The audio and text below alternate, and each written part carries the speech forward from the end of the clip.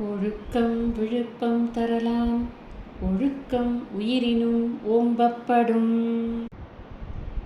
ஒழுக்கங்கிறது உயிரை காட்டிலும் மேலாக கருதப்பட வேண்டும்.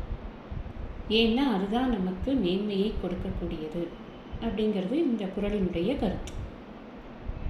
உயிரை காட்டிலும் மேலாக ஒழுக்கத்தை கடைபிடிக்கணும். ஒழுக்கம்னா என்ன ஃபஸ்ட்டு அப்படின்னு கேட்டால், எந்த விதமான தீய பழக்கங்களும் இல்லாமல் மற்றவர்களை ஹிம்சிக்காமல் நாம் நம்முடைய கடமையை சரிவர செய்வது ஒழுக்கம் அப்படின்னு ஒரு சின்னதாக ஒரு டெஃபினிஷன் ஒழுக்கத்துக்கு வச்சுக்கலாம். அப்படின்னா இதுக்கு ஒருத்தரோட கதையை நாம் சிந்திக்கலாம்னா, இந்த பூமிக்கு பிருத்வி அப்படின்னு பெயர் வந்ததுக்கு காரணமான பிருத்து மகாராஜாவை பற்றி நாம் சிந்திக்கலாம். ஏன் அவரை சிந்திக்கலாம் அப்படின்னு கேட்டால், அவருடைய அப்பாவுக்கு பேர் வேணன்னு பேர். இந்த வேணன் மகா கொடுமையான கொடுங்கோல் ஆட்சி செய்து கொண்டிருந்தவன், ரொம்ப மோசமானவன்.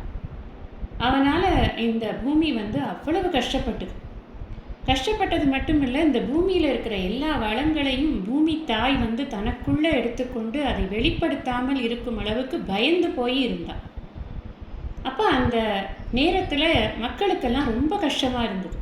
இந்த பிருத்து மகாராஜா அப்படிங்கிறவர் வந்ததுக்கு அப்புறமா இந்த பிரச்சனைகளை எல்லாம் பார்த்தார். அவர் ரொம்ப ரொம்ப ஒழுக்க சீலராக இருந்தார், தர்மவானாக இருந்தார்.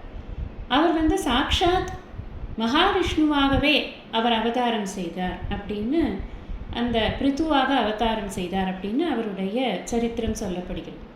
அதனால் அவருடைய ஒழுக்கத்தின், தவத்தின், சீலத்தின் காரணமாக அவருக்கு ஒரு சக்தி பிறந்தது. அந்த சக்தியினால் அவர் என்ன பண்ணார் அப்படின்னா, இந்த பூமி தாயோட அவர் போராடி அவளுக்கு இந்த ஜனங்களெல்லாம் வாழறதுக்கு தேவையான ஐஸ்வர்யங்கள் எல்லாம் அவகிட்ட இருக்குது, அதெல்லாம் வெளியில் கொண்டு வந்து தான் ஆகணும் அப்படிங்கிறத உணர்த்தி, அதன் மூலமாக பூமியை ஒரு பசுமாடாக்கி, அந்த பசுமாட்டிலிருந்து ஒவ்வொரு ஐஸ்வர்யமாக கறப்பது போல இதை ஒரு உருவகமாக சொல்லப்பட்டிருக்கிறது பாகவதத்தில்.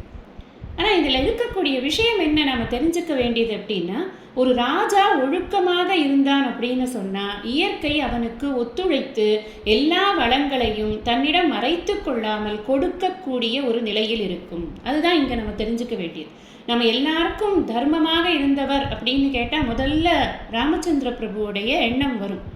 அதற்கும் முன்னாடி இந்த பிருத்து மகாராஜா சற்றும் குறைவில்லாமல் இந்த ராமராஜ்யங்கிறத நம்ம இப்போ எப்படி நினைக்கிறோமோ அது மாதிரி அந்த பிருத்து ராஜ்யம் நடந்து கொண்டிருந்தது அப்படின்னு இந்த ஒழுக்கத்தின் மேன்மையை அவர் உணர்த்தினார் அப்படின்னு பார்க்கிறோம்.